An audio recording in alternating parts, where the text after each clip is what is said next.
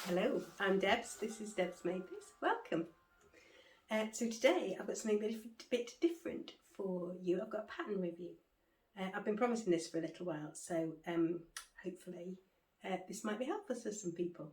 So the pattern that I'm going to review is the Pauline Alice Ibi dress. Now, this was released in December 2021. Sorry, I'll put that down. And I've made a few of Pauline Alice patterns before and have really enjoyed them, particularly the Rainer blouse was one of my favourite patterns to make. So when I saw her teasing this, so she was really pregnant, I think, with her third child, and she was teasing versions of this on Instagram on the run up to Christmas. And I was really hopeful I was going to get it in time to make some kind of Christmas dress, but that didn't quite happen. But never mind. So the pattern costs €10, which I think is extremely reasonable compared to quite a lot of the indie patterns that are available at the moment. And it's €18 for a printed version on her website. And it's described as a romantic maxi dress with gathered tiers and a loose waist, high curved waist seam, and that there are 6 views. Now she dressed for a person of a height of 1.65 metres and a B cup, and that's kind of me-ish. Sizes are not that inclusive, 34 to 52, but there is 6 to 7 inches of ease in the final versions. So if you were more hippie than you had a larger waist or hip measurement than the pattern, I would think that there might be a bit of wiggle room within that.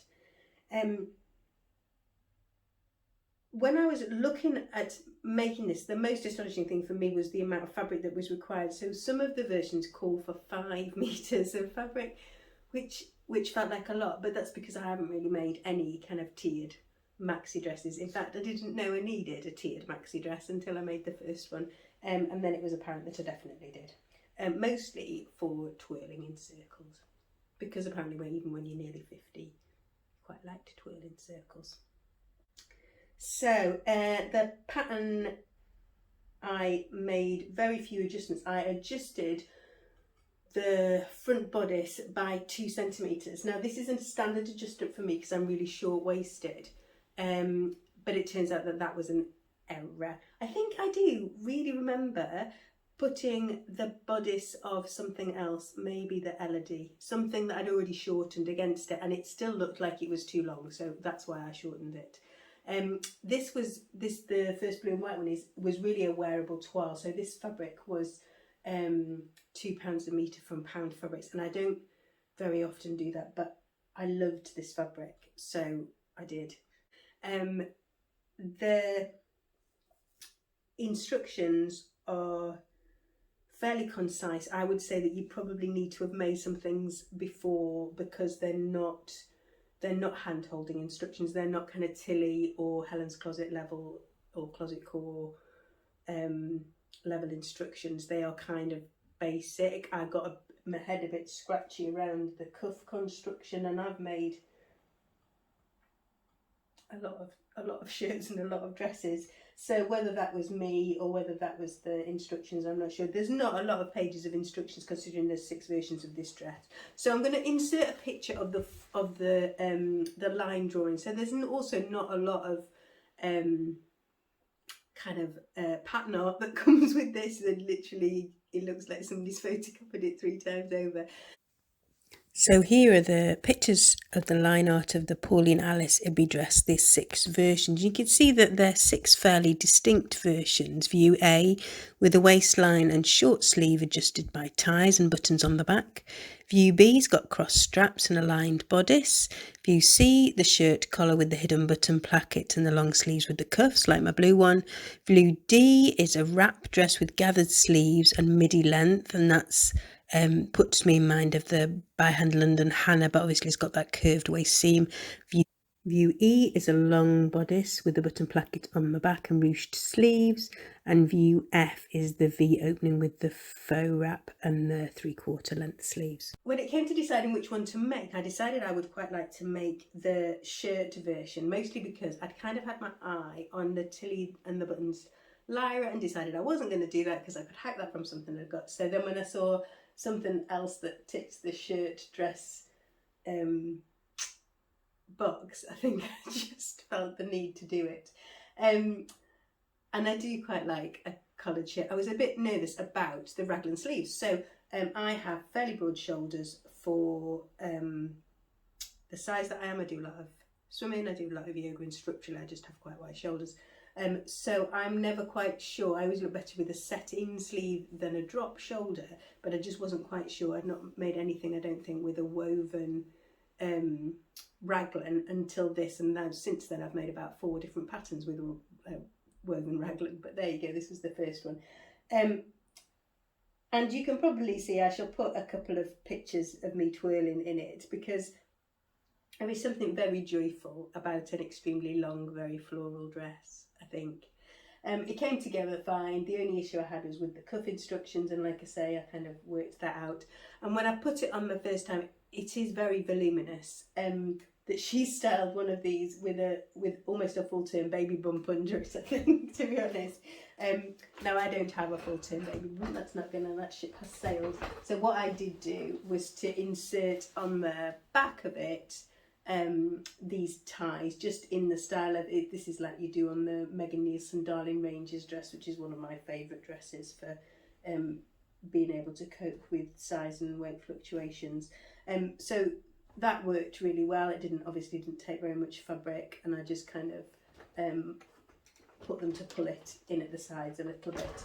It has a hidden button placket, and I put these slightly bonkers yellow buttons. They're a little bit too acid yellow really for what I wanted them for, but that was what I had in my stash, and I didn't think I could justify going and getting new buttons at that point. So it has been worn a few times. It also looks like it needs a wash, but it's been worn a few times. I haven't worn it since it's got warmer, actually. So I think my plan is, I think I wore it with tights and boots and a slip underneath it. But my plan is to put it on with my white trainers. So when I've done that, I shall take a picture and put that in here. Omitted to add my normal couple of inches to the arm, forgetting when I measured the sleeve length that it was a raglan sleeve. So the pattern's adjusted for next time. Right, so this was the second one I made. So this is in some slightly fancier fabric, as you can probably tell. This is made in a Lady McElroy crepe, Moroccan crepe, I think, which isn't normally a base I use because it's polyester based, but I figured because it was kind of springtime, wintertime, it would probably be all right. And originally I was going to make this without the bottom tier on because of the fabric requirements, because it was going to take like 5 meters of fabric. I was like, it's just ridiculous. Then Sherwood's had one of their 40% off or something sales, and this was one of the remnants, so I kind of talked myself into it, and then didn't have quite enough for the bottom tier, so I think the bottom tier cost me nearly as much as the rest of the dress because the sale wasn't on by then. Oh well. So this is version F, which has got like a wrap bodice. I've ended up putting a little press stud just to kind of make sure that everything stays where it goes. I love these sleeves, and in fact I'm going to put these sleeves on a blouse that I have in my head, which is coming very soon, I think. Again, the raglan sleeve, and again the tiers. Now the good thing she does do in the pattern, actually I forgot to mention before, is that she doesn't, you can print out the pattern pieces for the tiered skirt, or you can just use the dimensions to measure them, which obviously saves printing out vast quantities of paper because these are, you know, big skirts. Again, we've got this lovely, oh, that's pulling a little bit. We've got this lovely curved waist seam, and again I added ties at the back to cinch it in because it is really big and floaty. I mean, I suppose the question is whether you could snudge it in a little bit, and I did think about, especially on the blue one, about putting a couple of fisheye darts in the back, but I just thought it gives it just so much more flexibility if you can scoot around with those waist ties a little bit. I am previously a runner. I've done quite a lot of running since my 40s. I'd run a marathon when I was 47, I think. But I've had quite a lot of injury in the last year, and I have run very little in the last kind of 3 months or so.